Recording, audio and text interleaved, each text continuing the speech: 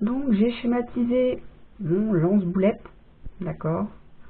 Donc vous voyez la position du pouce, la position de l'auriculaire, et ici je l'ai mis en position armée, c'est-à-dire le moment où on tire sur l'élastique juste avant de lâcher, d'accord.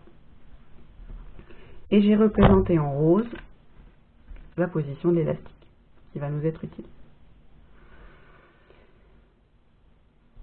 Ensuite, j'ai placé mes forces. Donc la force au niveau du pouce, elle va vers le haut, d'accord, et elle suit en fait la position de l'élastique. La force au niveau de l'auriculaire, c'est pareil, vous voyez sur le dessin laquelle on remonte, et elle suit la position de l'autre partie de l'élastique. La force nécessaire à ramener le projectile, elle, c'est celle qui vient vers moi. D'accord? On a vu tout à l'heure que pour avoir un équilibre avec trois forces, il y a les trois conditions. La première, c'est que les trois droites d'action doivent être coplanaires, c'est-à-dire dans le même plan. Donc ici, j'ai bien ma force 1, 2 et 3 qui sont dans le plan de la feuille. Deuxième condition, on a dit qu'il fallait que les trois droites d'action soient concurrentes, c'est-à-dire qu'elles se coupent en un seul point. Sur le schéma, c'est ce qu'on voit également. Donc ma première droite d'action, celle au niveau du pouce, c'est l'élastique. D'accord. Ma deuxième droite d'action, celle au niveau de l'auriculaire, c'est mon autre partie d'élastique. On voit bien que ces deux parties d'élastique arrivent en un seul point, point duquel repart ma force 3. Si je trace mes trois droites d'action, j'ai bien un point de croisement commun. Maintenant, dynamique. Donc la construction de ce fameux dynamique. Donc en fait, le dynamique, c'est reproduire toutes les forces qu'on a. Donc là, on en a trois.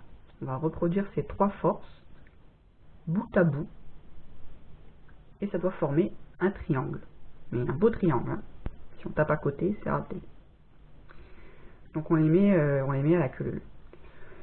Donc, lors du TP, vous aurez travaillé comme moi, c'est-à-dire que vous aurez un schéma avec des forces, des mesures, des droits d'action.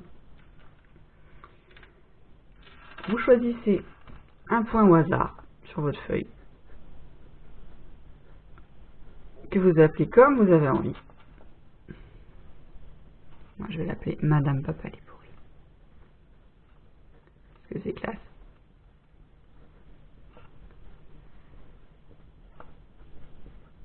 Madame Papa les pourris, Isaac, s'il vous plaît. Voilà. Dans l'exercice, vous l'appellerez O, parce que c'est plus court et plus pratique. Et à partir de ce point, je vais reporter toutes mes forces à la queue leu. Et pour ça, il faut que je respecte toutes les caractéristiques. Donc vous aurez besoin de vos outils de géométrie, équerre, règles. Donc je vais reporter la troisième, par exemple. Vous pouvez commencer par celle que vous voulez, ça n'a aucune importance. Donc comme il faut que je respecte l'orientation de ma flèche, je vais tracer une parallèle.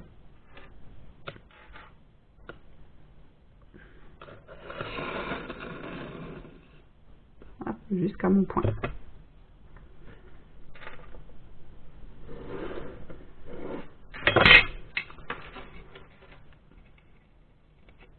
Ensuite, je mesure ma force. Elle fait 4,5 en centimètres. Donc à partir de mon point, je reporte 4,5.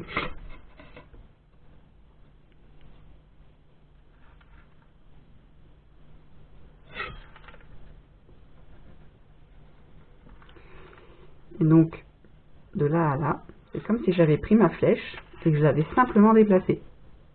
Elle a la même orientation, la même longueur, le même sens. Ça, c'est mon F3. Après, je vous ai dit, on les place à la queue leu. C'est-à-dire que maintenant, ma force 1 par exemple, je ne vais pas aller la placer là, je vais aller la placer ici, à la suite. Et pour ça, je vais faire de la même manière. C'est-à-dire que je vais tracer une parallèle qui arrive, parallèle à F1, qui arrive ici au bout de F3, et je vais mesurer.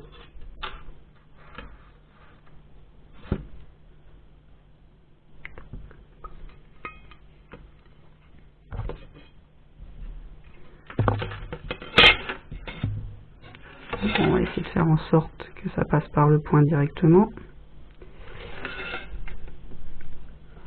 Voilà.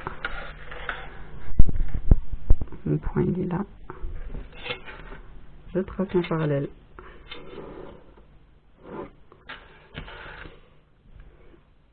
Vous mesurez votre force. Ici elle fait 3 cm. Donc je reporte 3 cm sur ma parallèle.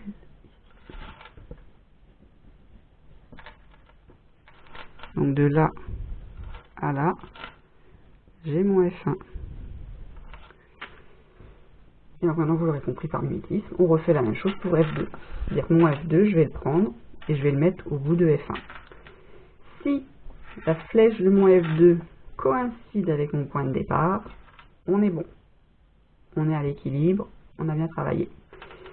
Si ça ne coïncide pas, alors ça ne veut pas dire qu'on est à l'équilibre, hein, ça veut peut-être juste dire qu'on a travaillé comme un cochon.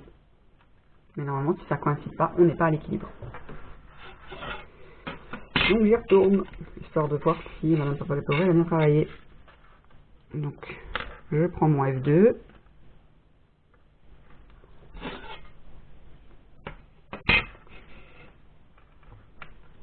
Je place un parallèle au bout de F1. Et là, rien qu'en traçant les droites, de toute façon, on voit que ça coïncide. Donc je vérifie. Ici, j'ai 3. Ici, j'ai 3. Donc là, j'ai F2. Et donc ça, c'est ce qu'on appelle un dynamique fermé. D'accord? Si mon dynamique était ouvert, on serait en mouvement. Dynamique fermée, on est à l'équilibre. Les 3 flèches se suivent et je reviens à mon point de départ. Et voilà pour aujourd'hui. Bon courage!